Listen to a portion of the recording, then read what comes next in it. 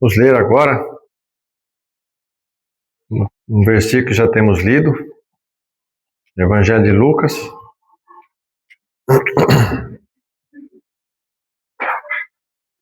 Os dois versículos que temos lido, Lucas capítulo 19.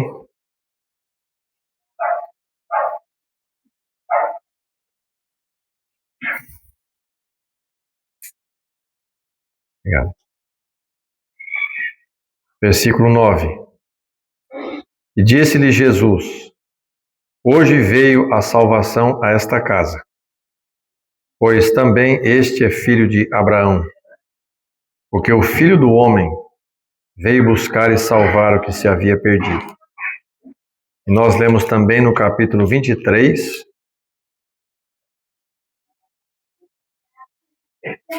vamos ler a partir do versículo 40. Respondendo, porém, o outro, repreendia-o, dizendo: tu nem ainda temes a Deus, estando na mesma condenação? E nós, na verdade, com justiça, porque recebemos o que os nossos feitos mereciam. Mas este nenhum mal fez.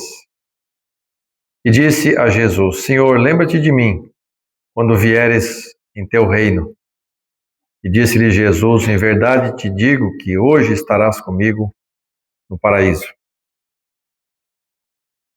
Nós temos citado esses dois versículos em relação à palavra hoje, simplesmente, em relação à palavra hoje. E eu queria pensar por alguns minutos só. Hoje, pode ser que haja entre nós alguém que ainda não tem o Senhor Jesus como Salvador. Os dois exemplos que temos aqui, as duas histórias que temos aqui, elas são interessantes em alguns pontos, por semelhanças ou contrastes. Eu quero contrastar os dois homens destas duas histórias, dois relatos da palavra de Deus. Quem sabe alguém se encontra na mesma situação de um deles. O primeiro, ele espontaneamente foi atrás do Senhor Jesus Cristo, porque ele queria ver o Senhor Jesus Cristo. O outro não. Ele conheceu o Senhor Jesus Cristo de forma não premeditada. Ele simplesmente estava no mesmo lugar que o Senhor Jesus estava, contra a vontade dele. O primeiro, subiu sozinho, por conta própria, numa árvore, num sicômoro, para poder ver o Senhor Jesus Cristo. Foi suspendido, ele subiu. O segundo foi colocado em cima, contra a vontade dele. O primeiro ficou acima do Senhor Jesus Cristo. E o Senhor mandou ele descer. O segundo ficou na mesma altura do Senhor Jesus Cristo. Pediu para descer. E não tinha como descer. E essas comparações ou contrastes entre os dois ilustram de forma muito simples e clara a necessidade dos pecadores em relação à pessoa do Senhor Jesus Cristo. É bom quando há interesse. E é mais fácil achar pessoas assim, talvez. De uma certa forma, interessadas na pessoa de Cristo, considerando-se nominalmente cristão. O cristianismo é uma coisa até bacana, e alguns pensam assim, é uma religião como outra, tem os seus prós e os seus contras, e enfim, é mais uma. E ela ensina coisas boas, ensina conduta boa, respeito aos outros, etc, etc. Eu vou me aproximar um pouco do cristianismo e às vezes isso dá certo. Talvez assim fosse a situação de Zaqueu. Zaqueu era alguém que percebeu alguma falta, sentiu falta de alguma coisa. Ele tinha tudo, ele tinha uma posição renomada, destacada dentro do Império Romano, Ele era um israelita que trabalhava para o Império Romano, cobrando tributo dos concidadãos dele, dos israelitas, para o Império Romano. Então ele era alguém geralmente envolvido na política, na corrupção e suborno e coisas desse tipo. Ele enriqueceu, ele conquistou, ele tinha uma posição, ele tinha tudo, de alguém ia dizer, mas sentiu falta. Tinha tudo, mas não tinha nada. Percebeu uma necessidade. E ele fez uma coisa interessante, ele foi atrás, ele quis ouvir do Senhor Jesus Cristo. Está aqui a primeira lição que você deveria considerar. Não sinta interesse no chamado cristianismo. O cristianismo, como nome assim, é muito vasto, é muito grande e cheio de variações. Cheio de variações. Você vai encontrar dentro do cristianismo muitas variações, todas elas se chamando cristãos. Mas o Senhor Jesus é um só. E o Senhor Jesus tem uma palavra só. E o Senhor Jesus não colocou essas grandes variações do que os homens chamam de cristianismo. Então, você pode ser alguém dentro do cristianismo, sem Cristo. Não tem a pessoa do Senhor Jesus Cristo. Esse homem aqui, Zaqueu, ele quis ver o Senhor. Eu não quero só uma simpatia, só dizer que eu sou um cristão. Desde criança nasci numa religião cristã e fui colocado na religião cristã e vou continuar assim porque meus pais eram assim e etc. Não, eu quero ver o Senhor. Quero encontrar o Senhor. Então ele se adianta daquela caminhada que o Senhor Jesus estava passando na cidade de Jericó, uma multidão atrás dele, e uma multidão parada para ver o Senhor. Ele se antecipa, sobe num sicômoro e fica no alto para tentar ver a diferença entre o Senhor Jesus Cristo e outras pessoas. O Senhor Jesus Cristo, ele apreciou o movimento desse homem. Ele apreciou. Ele para. Por que esse homem está em cima da árvore, em lugar de criança subir? Ele está lá fazendo um papel, às vezes, meio estranho para um homem rico. Ele está lá porque ele queria ver. O Senhor Jesus Cristo para, dá atenção para ele e vai mostrar a real necessidade dele. Desce, você tem que descer. Os ladrões na cruz queriam descer, não podiam. E nem o Senhor tirou eles de lá. Porque, na verdade, eles já estavam na parte mais baixa. Agora, o Senhor Jesus manda Zaqueu descer. A primeira coisa que uma pessoa precisa entender, se ela tem ânsia pela salvação, se ela está querendo a salvação ou conhecer mais sobre a salvação, é descer. Esse ato de descer espontaneamente, ele subiu espontaneamente, agora vai descer, porque o Senhor disse, desce, se você quiser. Se não quiser, fica aí. Então você desce. Ele desceu. Significa abrir mão. É renúncia. É a primeira coisa que um pecador precisa para ser salvo. Desce do pedestal que você se encontra. A segurança que o mundo te oferece.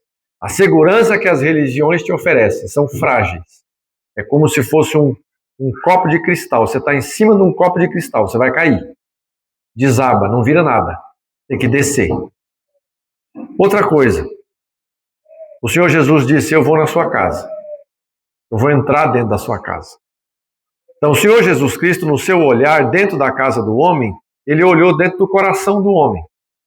Porque ele, como um publicano, cobrador de impostos, era corrupto, ele confessa que era corrupto. O Senhor Jesus Cristo, só de ver o que ele tinha, contou para ele, sem falar nada, o pecado dele. Ele era um ladrão. Um ladrão. Como o outro que estava na cruz. E o Senhor Jesus bate o olho, eu não sei se você consegue tentar imaginar uma cena. O Senhor Jesus entra na casa e vê uma casa rica.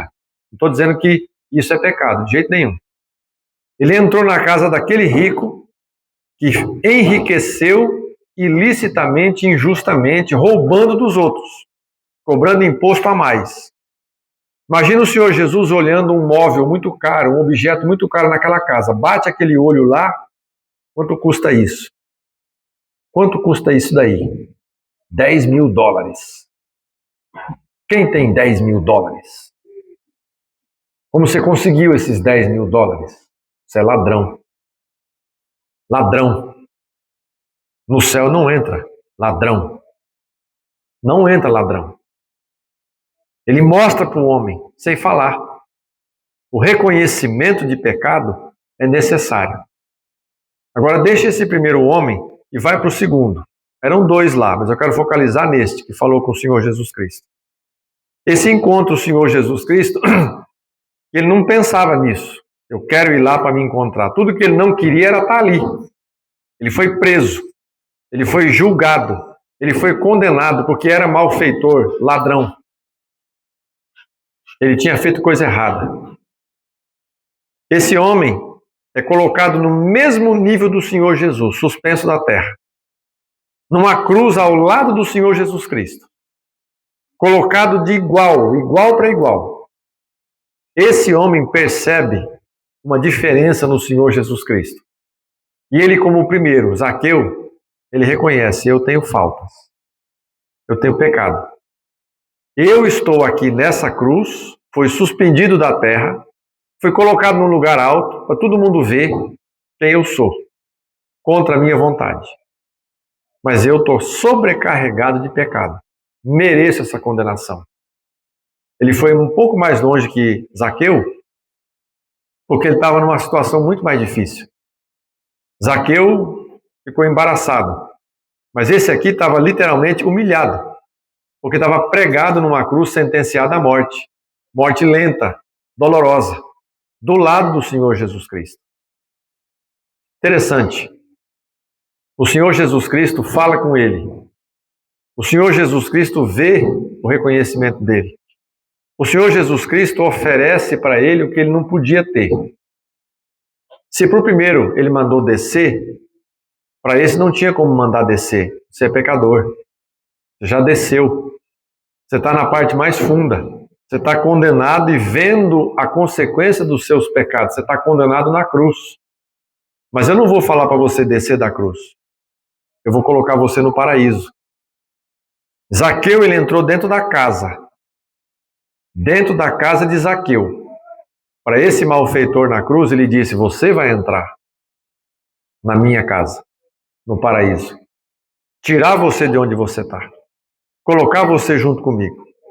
Nos 2 casos, pecadores, nos 2 casos, eles entenderam a sua necessidade.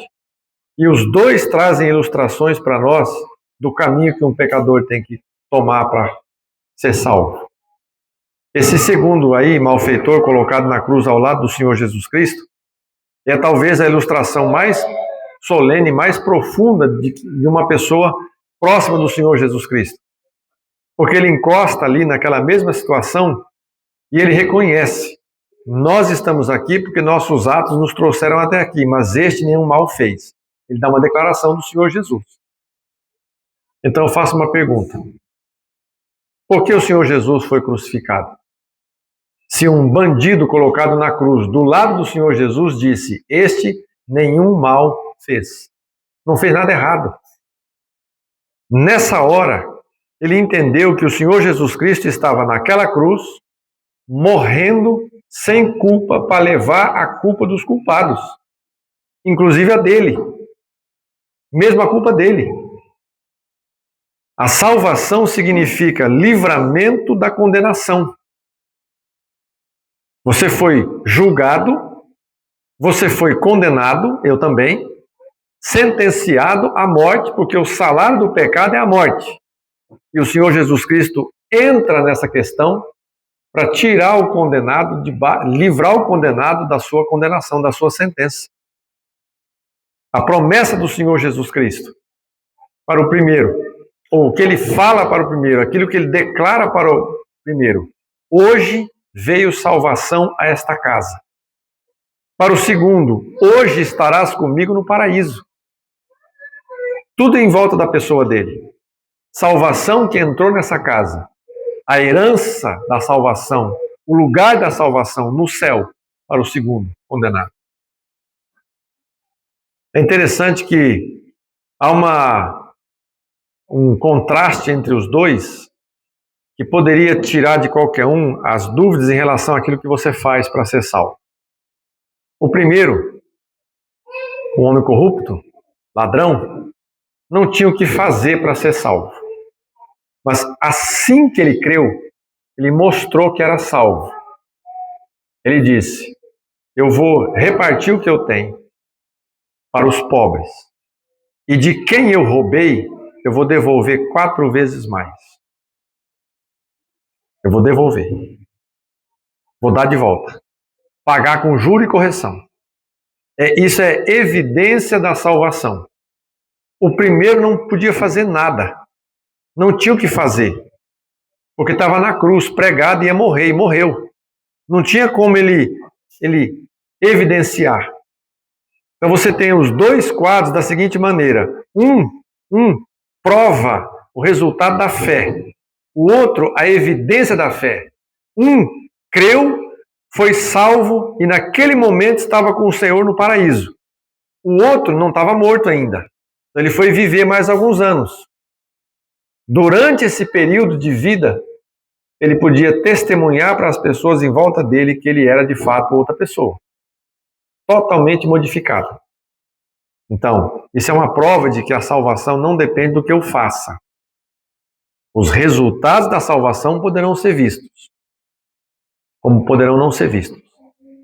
Porque se a pessoa crê no leito da morte e crê e vai para o céu, não teve tempo de fazer absolutamente nada, nem batismo. O segundo não tinha como fazer nada, estava na cruz. É uma prova evidente que a salvação é exclusivamente pela fé na pessoa do Senhor Jesus Cristo. A salvação é pela fé. Eu acho interessante o caso do primeiro, contrastando com o segundo, porque o segundo estava colocado na cruz, onde o Senhor Jesus estava pagando o preço pela salvação. O primeiro creu no Senhor Jesus antes da crucificação. Então isso traz um peso para nós muito grande. Por quê? Porque nós estamos depois da crucificação. Nós estamos depois do sepultamento. Nós estamos depois da ressurreição.